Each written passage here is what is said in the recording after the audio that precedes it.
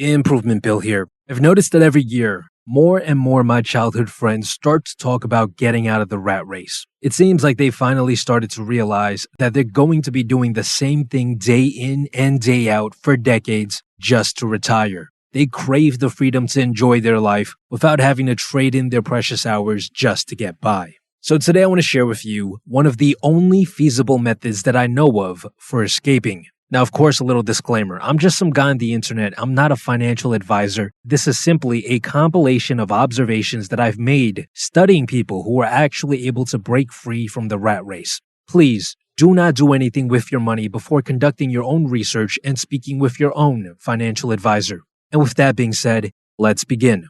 Step number 1, understand that the system is broken. Now, the first thing you have to understand is that it is virtually impossible for you to simply work hard, reduce your costs, and save your way out of the rat race. And this is all because we are currently living in a monetary system where the cost of living a decent life is rising far faster than wages are. The cost of rent, food, and basic day-to-day goods are all rising in price far faster than the raises you're going to get at work. There are a wide variety of reasons why this happens, the largest one being the fact that the government is inflating the money supply. They're basically adding more dollars into the system, which ultimately reduces the purchasing power of each individual dollar you own, which means that the amount of stuff that your money can buy decreases over time. Now, it's still important that you cut costs and save your money because of step number 2, increase your income stream. Money pays the bills and puts food on the table, but it's also a tool. The more money you have, the more money you can potentially make, which is why you still need to be spending frugally and figuring out ways to accumulate more money as you plan your escape.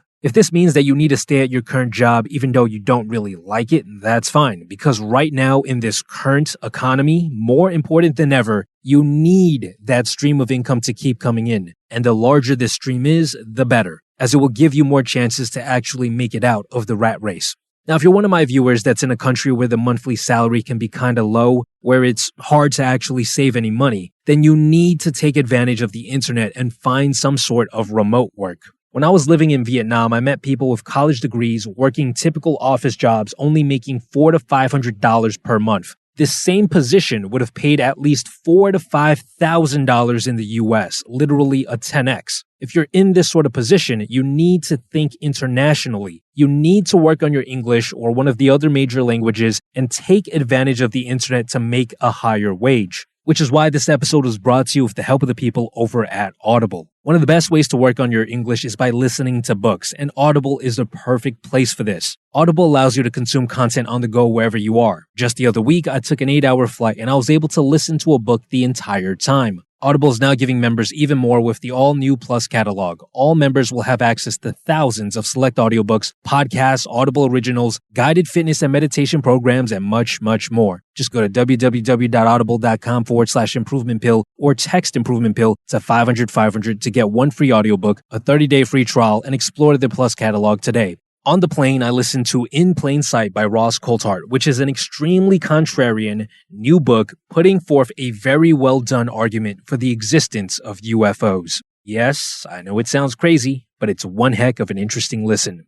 Now back to the topic at hand. Learning a language for remote work isn't the only way to increase your income stream. If you have the entrepreneurial spirit within you, you can also try your hand at starting a business. Now, I know a lot of people might say, but that's too risky. But the truth of the matter is that nowadays it doesn't have to be. There are dozens of ways you can start an online business nowadays with a very minimal budget and sometimes even free. You gotta do your own research though, because there's a lot of information out there about how to do this. If you can further increase your income stream and save more money, you will ultimately be able to, step number 3, take asymmetrical bets.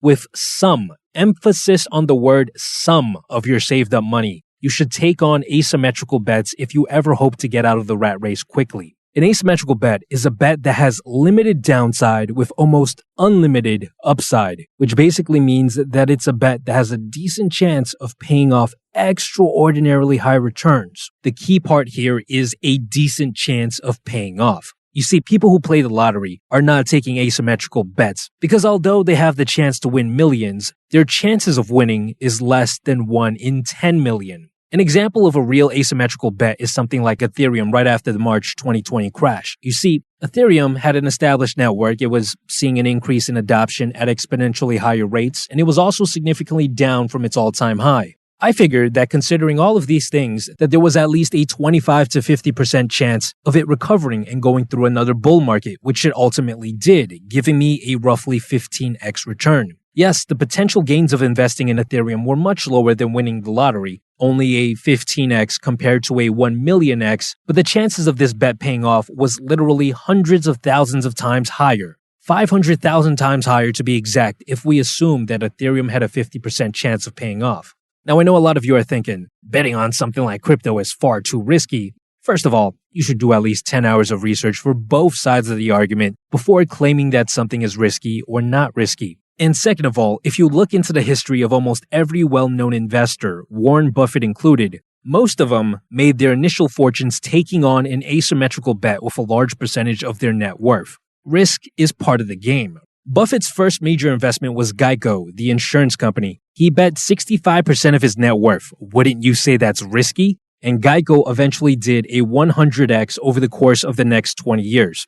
Now, Buffett didn't actually hold on to all of his shares, but this move basically allowed him to retire out of the rat race at the age of 26 with a net worth of $174,000, which is equivalent to about $1.7 million in today's money. The reason why I'm focusing on asymmetrical bets as a way out of the rat race is because the quote-unquote safer bets in the world, like investing in index funds, simply don't give you enough returns for you to get out of the rat race quickly. The S&P 500 averages out at around a 10% gain every year. Assuming that this continues, which isn't even a certainty, you'd have to stay in the rat race and bet on this quote-unquote safe bet for decades before you could retire.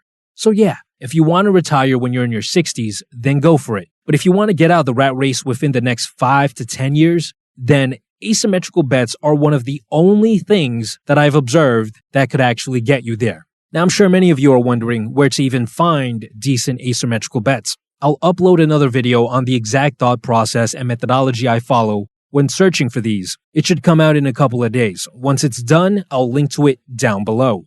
Now, once you've found an asymmetrical bet and you're ready to place your bet, it's time to step number 4, the 3 R's, risk management, rinse and repeat.